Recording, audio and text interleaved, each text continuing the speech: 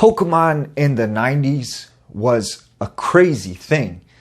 I remember this thing that developed out of the Pokemon card game called Pokémon Gangs. And I'm for real, this is a legit thing.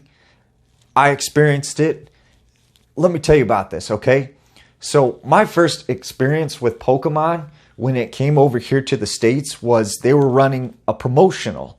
And they gave all these schools around the country these book covers that you could put on your books that introduced you to this Pokemon game here in the States.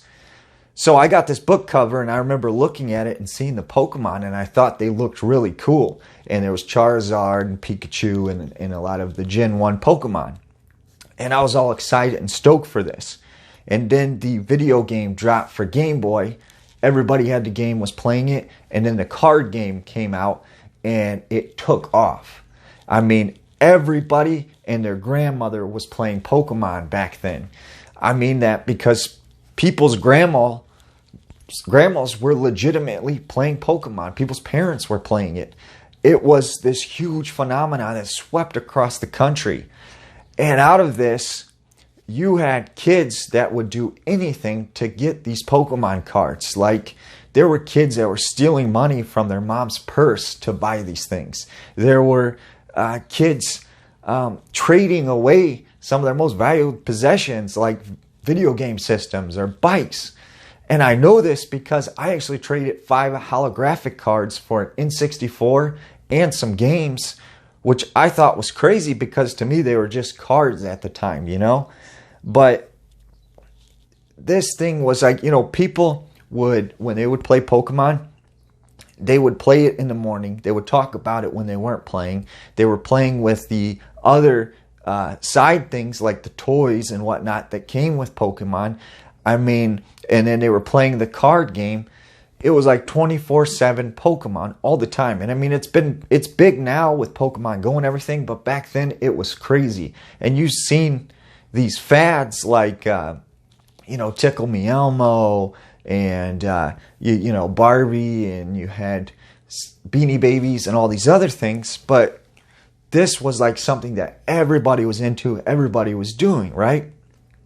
And because of this, you had kids that started to like, you know, because this was a hot commodity, this was something that everybody wanted, there was sort of this weird criminal element that developed around it. And what you had were these kids that would form these groups and sort of push their cards together and have this big mass collection of Pokemon cards, which gave them power, and start being in a group allowed them to hustle people and to take cards and steal cards and to sort of loot people out of their Pokemon cards. And there was even like, you know, these groups would run sort of this scam where they would be like, you know, a kid would be like, you know, I want this Pokemon, and I want this Pokemon card, okay?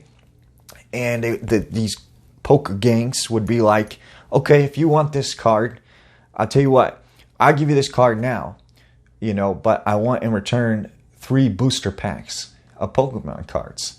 And they'd be like, okay, yeah, you know, my parents gonna pay, or, you know, give me some money for allowance Friday, and then I'll get you the 3 booster packs, right? And in return, they asked for some cards, basically in return as well, to say, okay, you'll get these cards back when you give us the 3 booster packs, you know, and then they would take the cards if they didn't pay them the booster packs, you know, and sometimes they'd take kids' whole binders full of Pokemon cards. So you had these groups kind of grow up where people were kind of compiling their Pokemon cards together. And I remember, you know, we kind of got on into it.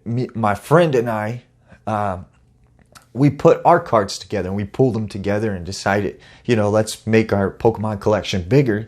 And this gives us more trading power and whatnot in the Poke world.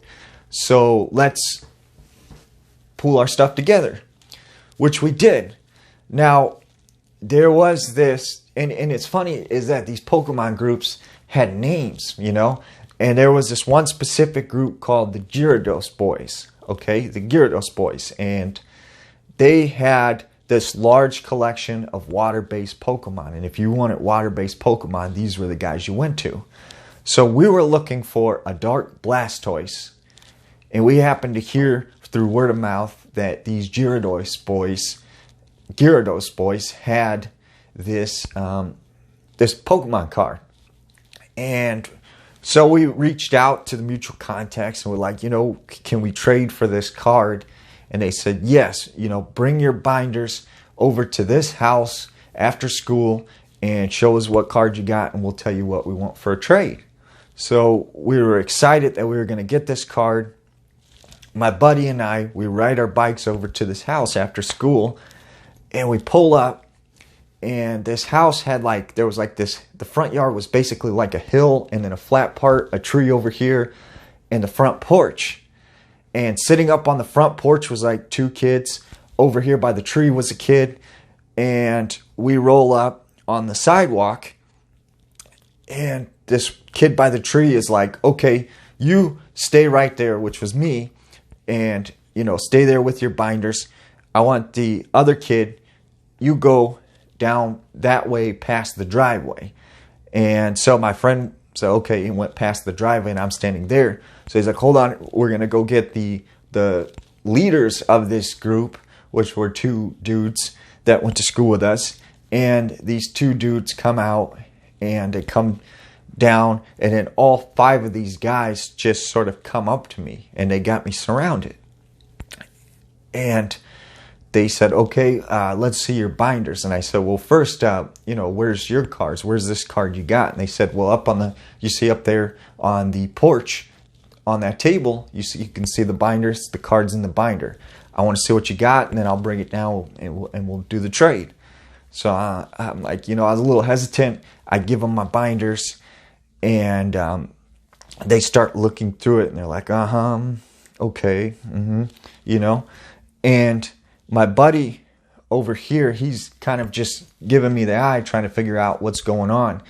And that's when I kind of gave him this look like, okay, this is a setup, you know. These guys, I think, brought us here to take our Pokemon cards. And because he got that look from me, what he does is he sneaks up the driveway to the porch and grabs their binders because he knew what was going to happen next, which is the guy says, I'm taking your Pokemon cards.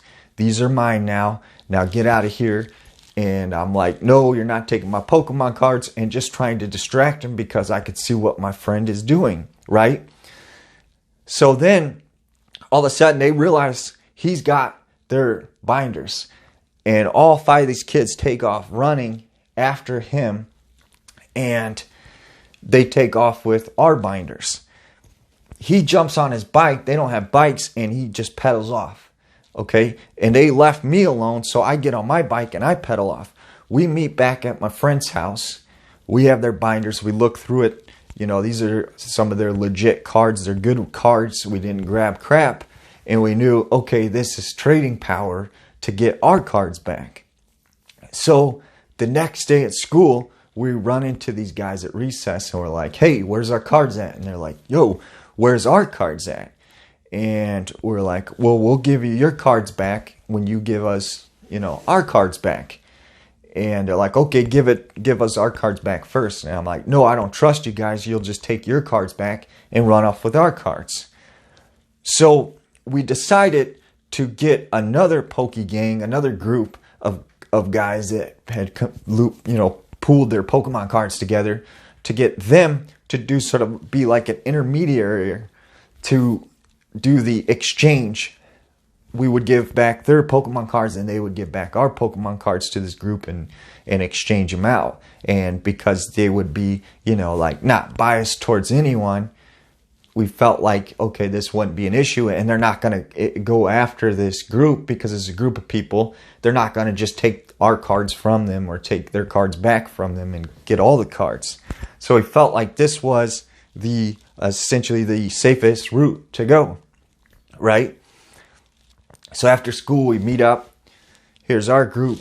Here's the Gyarados boys. And here's this other group.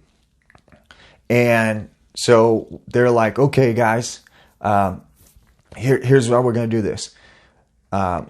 Each one of you send a person, bring us the binders of cards. Okay. And then we'll send one person to your side and we'll send one person to your side, and you'll exchange out your cards. And in return for doing this, we want a Pokemon card. You know, you have to give us one card each.